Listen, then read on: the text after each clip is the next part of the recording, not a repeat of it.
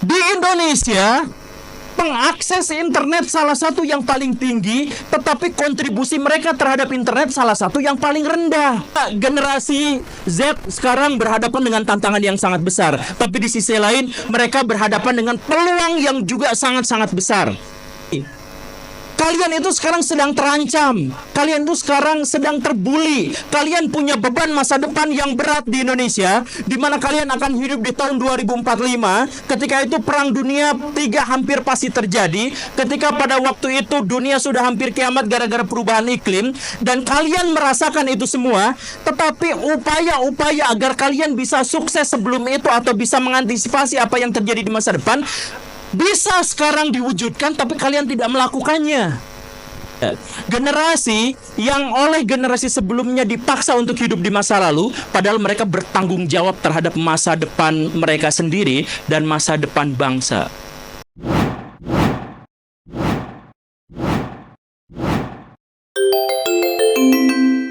Assalamualaikum warahmatullahi wabarakatuh.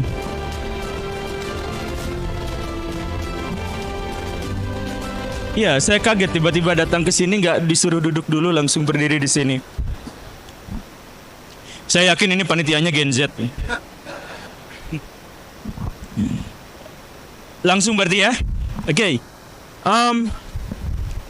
Sebenarnya banyak orang yang mendefinisikan Gen Z itu sebagai orang yang lahir pada tahun sekian sampai tahun sekian. Tetapi sebenarnya itu sangat tergantung pada kondisi demografi, tergantung pada kondisi sosial kultur dalam sebuah daerah, dan lain sebagainya. Karena itu saya mulai mendefinisikan baru bahwa yang dimaksud dengan Gen Z itu adalah generasi yang sejak kecil megang handphone. Generasi yang sejak kecil kenal dengan digitalisasi. Dan karena itu, maka generasi ini mendapatkan sebuah tantangan dan peluang yang sama sekali berbeda dengan apa yang pernah dialami oleh nenek moyang mereka, sangat berbeda dibandingkan dengan orang tua mereka. Saya guru, dan saya sering keliling untuk ngobrol dengan diskusi dengan guru-guru yang lain, dan menemukan keluhan yang sama. Guru-guru di Indonesia sekarang kecewa, putus harapan, tidak punya optimisme ketika berhadapan dengan anak-anak di generasi sekarang. Kenapa? Karena anak-anak di generasi sekarang itu kemampuan fokusnya turun drastis. Jadi kalau ada guru yang bisa berbicara lebih dari 20 menit sambil terus-terusan diperhatikan, itu gurunya luar biasa. Karena anak-anak zaman sekarang makannya TikTok dan short YouTube yang beberapa detik scroll, mereka fokus pada satu tema, kemudian beralih pada tema yang lain yang sama sekali random, yang hanya bisa dipahami oleh algoritma dari media sosial itu. Nah, ini menyebabkan apa? Tidak banyak di antara generasi-generasi zaman sekarang yang bisa bertahan dalam fokus. Karena itu, maka guru-guru juga susah untuk menemukan sebuah metode untuk bisa menyelenggarakan pendidikan yang layak untuk anak-anak generasi sekarang. Bahkan ini bukan hanya di Indonesia. Kemarin di Finlandia, waktu saya berkunjung ke sana itu pakai Google Earth, biasa.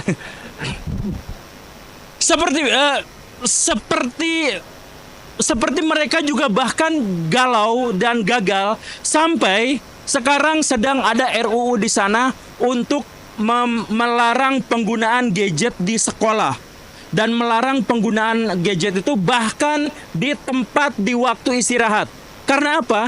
Karena gadget yang selama ini bisa digunakan untuk pembelajaran telah meledak. Sampai ada di level di mana guru-guru dan kepala sekolah bahkan tidak bisa mengantisipasi itu. Jadi saya pernah jelaskan di beberapa konten, saya jelaskan di sini gini. Jadi gini, pendidikan itu level yang paling dasarnya, atau kita sederhanakan dengan level yang paling dasar, itu adalah pedagogik. Pedagogik itu adalah bagaimana caranya ada guru yang cukup inspiratif untuk bisa memberikan pengetahuan, wawasan, dan dorongan motivasi agar siswa-siswa itu pintar. Itu pedagogik. Level terbawah. Level yang berikutnya itu disebut sebagai andragogi, di mana pembelajar itu juga berinisiatif untuk membangun pembelajaran itu. Dia terlibat dalam pembelajaran. Bukan ada guru inspiratif seperti misalkan saya, yang lain duduk dengar diam semuanya, sedangkan guru berbicara. Nah, itu pedagogi. Yang kedua, andragogi, di mana pembelajaran itu siswa terlibat.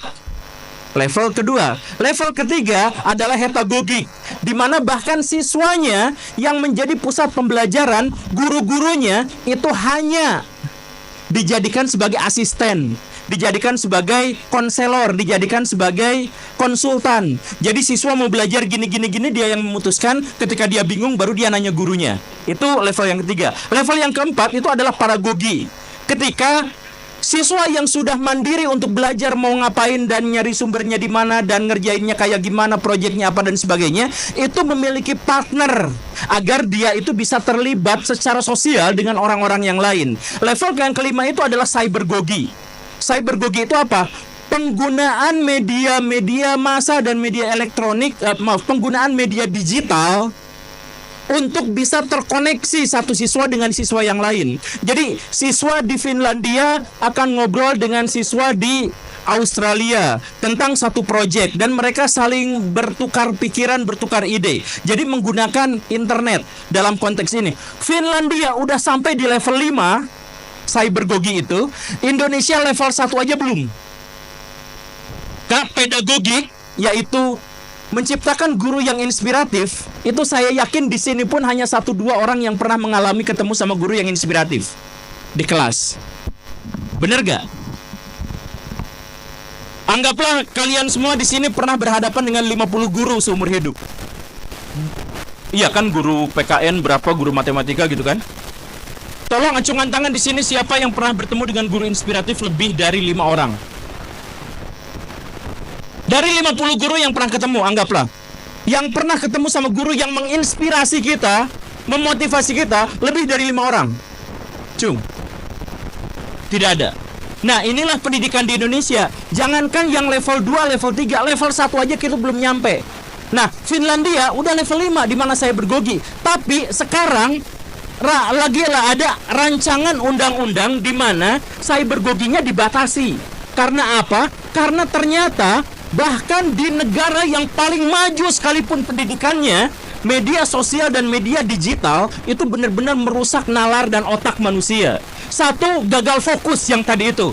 Pernah nggak ketemu atau kalian misalkan zaman sekarang ngobrol sama orang, terus si orangnya satu, main HP terus. Dua, pas dia lagi nggak main HP pun, kita butuh 2 kali, 3 kali untuk menjelaskan. Jadi ngomong 2 kali, akhirnya dia, hah? Apa?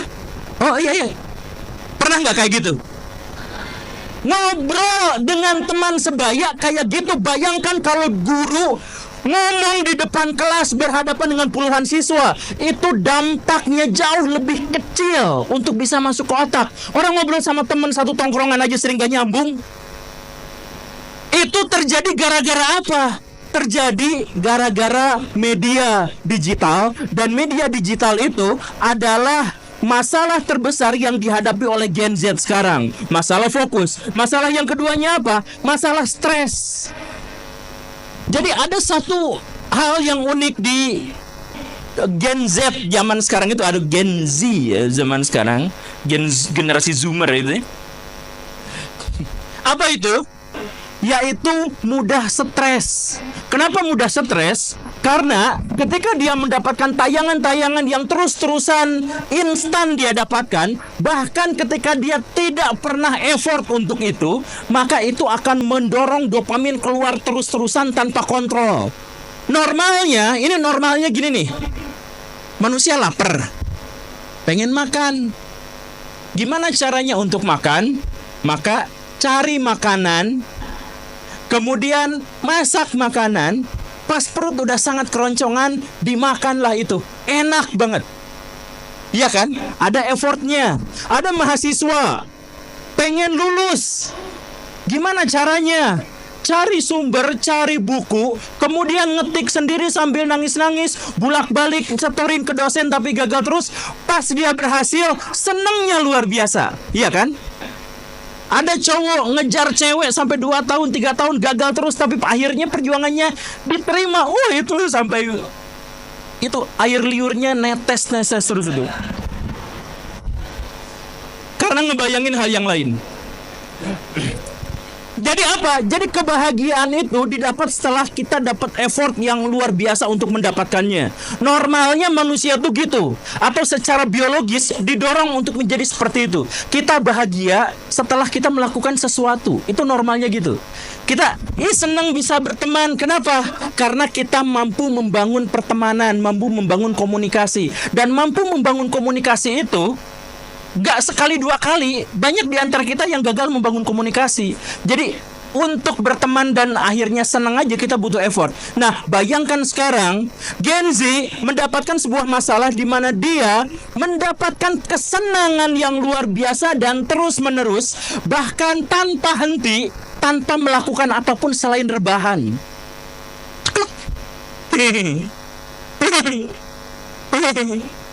Gitu kan? Akhirnya apa? Hormonnya terus-terusan keluar, hormonnya terus-terusan habis, sehingga apa? Mereka gampang sekali stres. Dan pada akhirnya apa? Selain gampang stres, mereka juga jadi mental manja. Mereka tidak berani berhadapan dengan tantangan yang besar. Ketika dihadapkan pada dosen yang killer, mereka milih, wah jangan masuk kuliah aja sekarang. Ketika pun datang, gak berani nanya karena takut disurahkan. Ketika ngerjain tugas, juga yang penting copy paste dari internet. Udah itu aja, segampang itu semuanya. Tidak ada effort, tidak ada apapun. Nanti ketika mereka mau bekerja, mereka milih lapangan pekerjaan yang paling mudah, yang paling gampang, tapi tidak ada tekanan dan gajinya paling gede. Pengen gaji sih di atas 20 juta sebulan. Kerjanya kerjanya adalah ngeliatin orang yang lagi berenang apa tenggelam atau tidak gitu kan. Ya cuman gitu. Akhirnya apa? Di Indonesia saja dari 75 Gen Z yang diketahui, lebih dari 10 juta orangnya nganggur.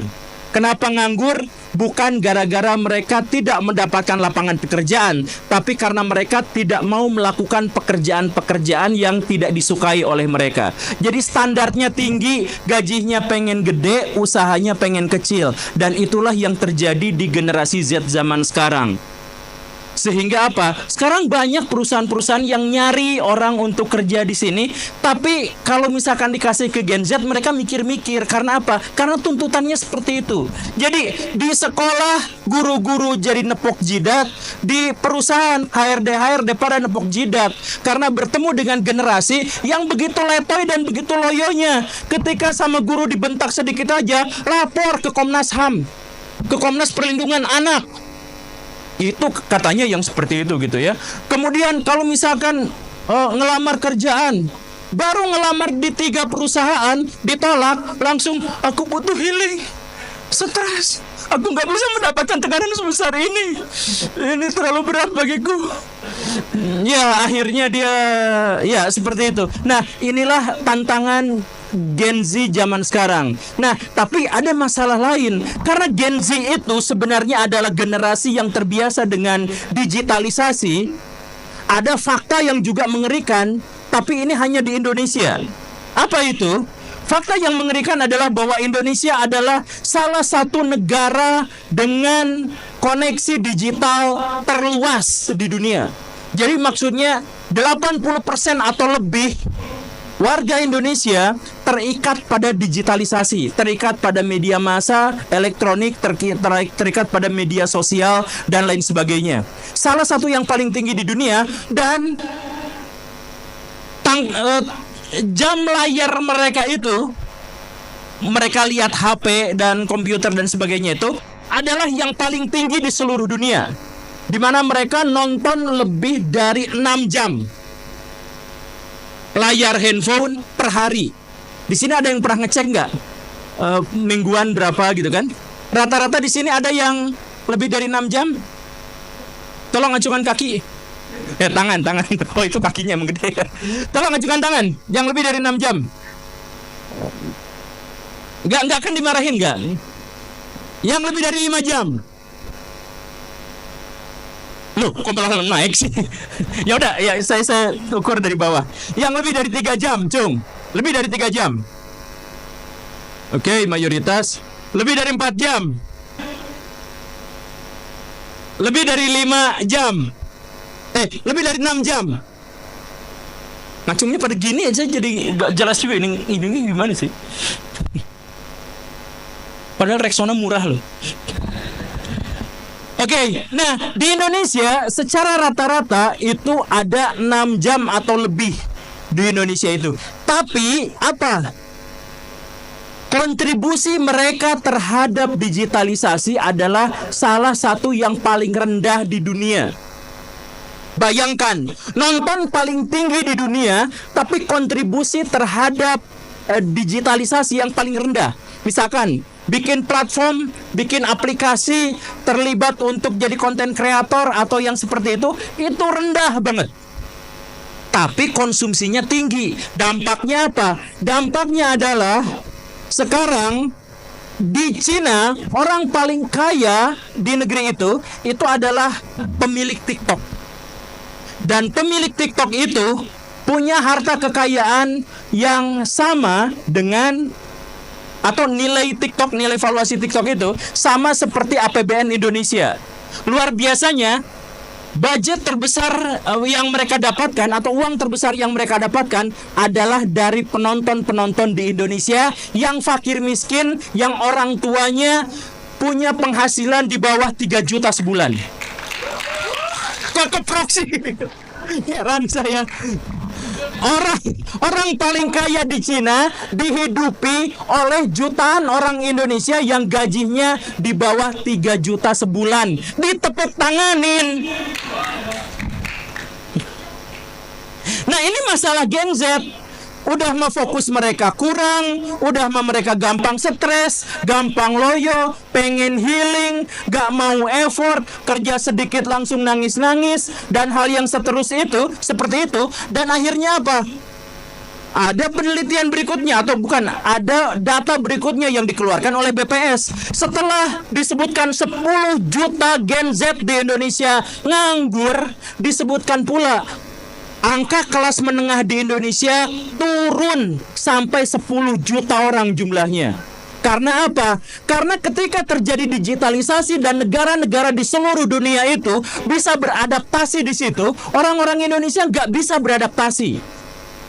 Contohnya gini, saya punya temannya punya teman lagi. Nah, si teman itu menceritakan bahwa temannya punya teman yang menceritakan bahwa si temannya itu punya ChatGPT. Dia beli 600.000 perak. Beli cering 600.000. Apa yang dia lakukan dari ChatGPT itu?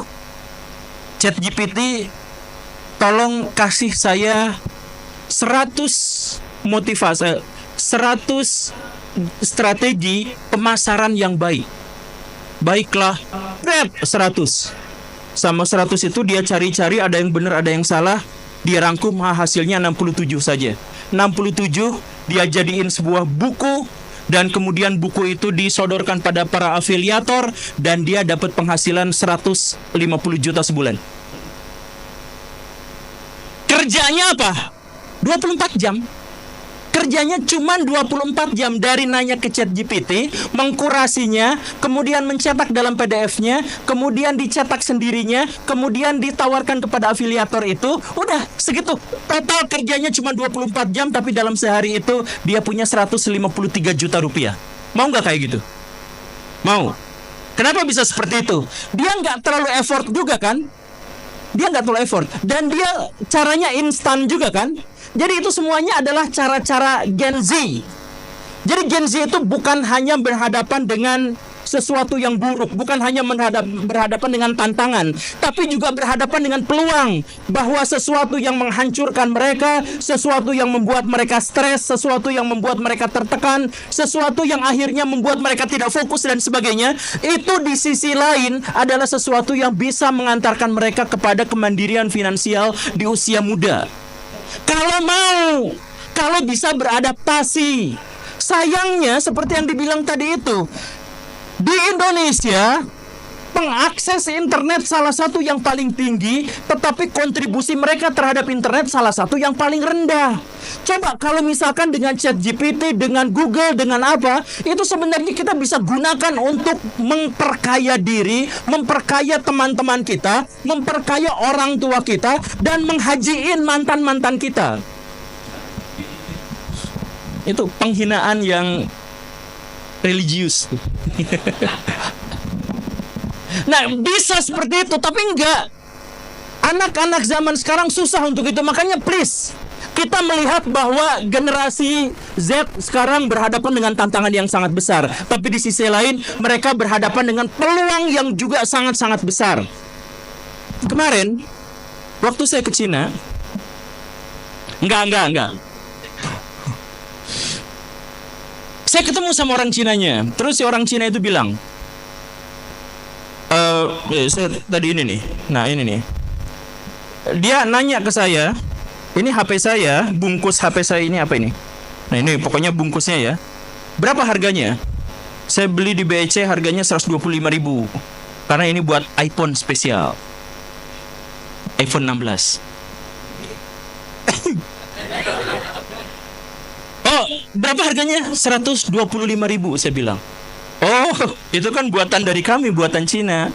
Oh iya sih, emang kelihatannya. Emang kenapa? Di sini harganya berapa? 1.000 rupiah. 1.000 rupiah. Jadi kata si orang Cina itu, mau nggak gini? Kamu beli dari saya, pakai media sosial, terus jual di Indonesia. Pakai TikTok, pakai apa segala rupa. Bayangkan betapa besar peluang yang bisa saya dapatkan ketika saya mampu menjual 125.000, padahal harga aslinya tuh 1.000 rupiah. Dan itu bisa didapatkan dari mana?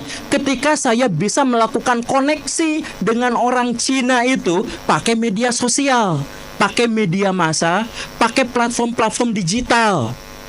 Bisa kan? Bisa. Ada nggak di antara kita yang mencoba untuk melakukan seperti itu? Sedikit sekali.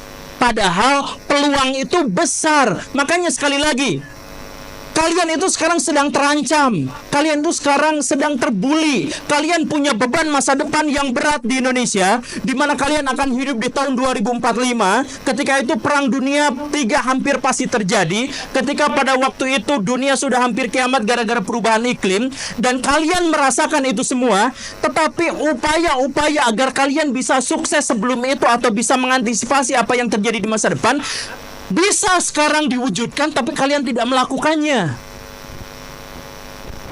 Saya jadi ini ya, di Malang itu ada kawan saya juga. Kerjaannya apa? Bikin aplikasi. Bikin aplikasi itu hampir tidak ada effort apapun, ya ngerjain ceki-ceki bung-bung, selala bum-bum gitu ya. Bikin sebulan 2 bulan gitu. Setiap satu aplikasi dia jual ke pemerintah, harga satunya minimal 75 juta rupiah. Faktanya gini, aplikasi yang dibuat pemerintah itu jelek, login aja susah, sering lag, sering error. Aplikasi pajak saya pernah mau bayar ke situ, nggak bisa masuk, gagal terus. Akhirnya saya datang ke kantor pajaknya, Pak, saya mau bayar pajak di sini. Oh maaf, sekarang udah nggak bisa di sini, harus pakai aplikasi. Aplikasinya nggak jalan Pak. Ya akhirnya apa? Saya kena denda pajak. Bukan gara-gara nggak bayar pajak, tapi mau bayar pakai aplikasi nggak bisa, datang ke kantornya katanya sudah aplikasi. Itulah karakteristik dari aplikasi milik pemerintah. Tapi terus-terusan dibuat. Karena apa? Ngejar anggaran. Yang penting jadi. Makanya banyak yang jelek. Tapi mereka tuh terus-terusan pengen disuplai. Mana perusahaan-perusahaan ada nggak yang bisa bikinin kita aplikasi? Itu bayarnya gede. Nah, teman saya kerjaannya kayak gitu. Ngebohongin pemerintah, yang akhirnya pemerintah ngebohongin kalian. Tapi dia duitnya sekarang gede. Dia punya mobil banyak, Hot Wheels gitu. Dia kaya raya orang, satu aplikasinya dia bisa jual 100 juta, 50 juta, 75 juta dan sebagainya. Dia bisa. Karena apa? Kemampuan dia dalam beradaptasi. terhadap zaman yang berubah. Jadi kalau misalkan kalian sekarang kemudian hidup di zaman digitalisasi tapi tidak bisa berbuat apa-apa, please lah, mulai dari sekarang ubah mindsetnya bahwa setiap tantangan yang kalian hadapi di zaman sekarang, bahwa setiap tantangan yang dihadapi oleh Gen Z terkait dengan media digital, apapun itu, seburuk apapun itu hanya buruk untuk orang-orang kelewat bodoh. Orang-orang yang normal, apalagi yang cerdas, itu bisa memanfaatkannya menjadi ladang uang yang besar, bisa membuat dirinya bermanfaat untuk banyak orang, bisa menjadikan dirinya adalah kebanggaan bagi keluarga. Jadi mulai dari sekarang kenali itu. Sekarang ditambahkan lagi AI. Ada fakta yang cukup mencengangkan bahwa 10 tahun dari sekarang 90% dari total pekerjaan yang bisa diakses oleh manusia itu pasti terkait digitalisasi. Pasti terkait digitalisasi. 90%. Bahkan petani sekalipun nanti akan terkait dengan digitalisasi. Kalau kita masih jauh dari digitalisasi, kita akan menjadi manusia yang 1% yang paling miskin di bawahnya. Sisanya orang-orang udah kaya semua, kita mah ya ngamen gitu. Bahkan di masa depan itu diperkirakan ngamen aja pakai handphone gitu. Di TikTok, di sawer. Ya tapi kan gitu ya. Jadi 90% pekerjaan di masa depan 10 tahun dari sekarang itu terkait dengan digitalisasi. Kemudian ketika muncul AI, generasi kalian adalah generasi yang paling berpotensi mengkoneksikan otak organik kalian dengan otak elektronik. Ada potensi itu. Karena sekarang memang ada perusahaan-perusahaan di Amerika Serikat secara khusus yang memang fokusnya itu untuk mengintegrasikan antara otak manusia secara organik dengan otak elektronik. Ya misalkan kalau sekarang yang lumpuh karena otak ininya kejepit atau syarafnya kejepit bisa jalan. Yang tuli sekarang pendengarannya bisa menjadi diperbesar gitu ya, dan lain sebagainya. Sekarang itu sudah mulai masuk, ada chip dimasukin ke otak kayak gitu. Nah nanti 10 tahun dari sekarang itu terintegrasinya bahkan jauh lebih luar biasa lagi. Nah itu di negara-negara luar seperti itu. Di Indonesia bagaimana? Di Indonesia levelnya paling rendah. Salah satunya apa coba penyebabnya?